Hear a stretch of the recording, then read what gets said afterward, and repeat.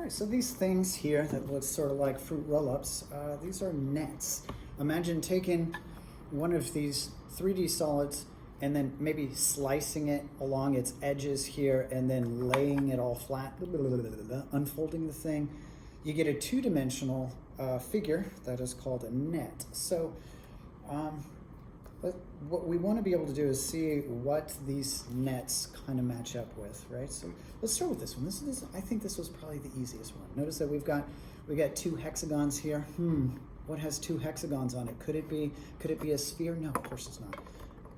The hexagonal prism, right? You have two hexagons, one for each of these bases, and notice that you have yourself a very large rectangle right here, and that large rectangle are all of these lateral surfaces that go around it. So I should be able to nicely line this thing up, like flawlessly, perfectly line this thing up and wrap this in a very satisfying manner. Watch this. It's just like I worked for Macy's or something and I just wrapped a gift. Look at this, perfect. Now, another key factor of these things, these nets, stick so well, I can't even unwrap it. Notice where that rectangle goes. It's wrapping all the way around the lateral faces. And again, it makes a rectangle. And say, like for example, that edge, it's gonna meet up with this piece and then so on, so that all of this edge wraps around the perimeter of the base that's right there, okay? So that's gonna be pretty important whenever we talk about surface area of stuff. Okay, let's talk about this one. What do you think? It only has one circle. It has one circle, and then it has, do you know what this thing is called? Of course you do. That is a sector. It's a part of a circle as a sector. That one is not that one. It is a cone. So the lateral surface of a cone, if you were to slice it and lay it flat, this is what it looks like. It looks like a sector. So watch. Of course, I'll put the circular base down here on the bottom.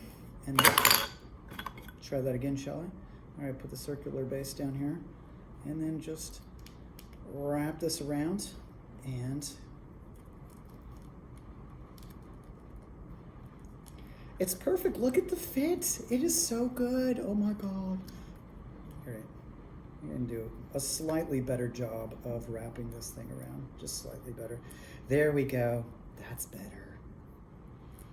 It does look like a delicious, maybe strawberry fruit roll-up. Yeah, there you go. Help you with geometry, those fruit roll-ups. What do you think? What do you think this one is? Well, this one has two circles, and then it's connected by a rectangle. This one is a cylinder, and oh, here it is. It's this larger cylinder, of course. Let's see if I can wrap this thing up so I can wrap the other ones up. A perfect fit. So whenever we're talking about, say, the label on a can, doesn't that make sense? If you cut the label on a can and you lay it flat, you're gonna get yourself a rectangle. All right, we got one more here to take a look at. A Chinese throwing star. Right, that's what this one looks like. What does this one go to? Maybe it goes to this one. Let's see if we can make this thing fit. No, oh look, whenever I bent this up, it makes a triangle. I bet it's this one. All right, so if I put that right in the middle and then fold these things up, it's like an ancient Egyptian or something, wrapping the pyramid. There we go, fantastic. So the question here is, hey, when we look at these nets and what are the use of these? Like, okay, so I can deliciously wrap this thing up and maybe change its color, but how useful is that?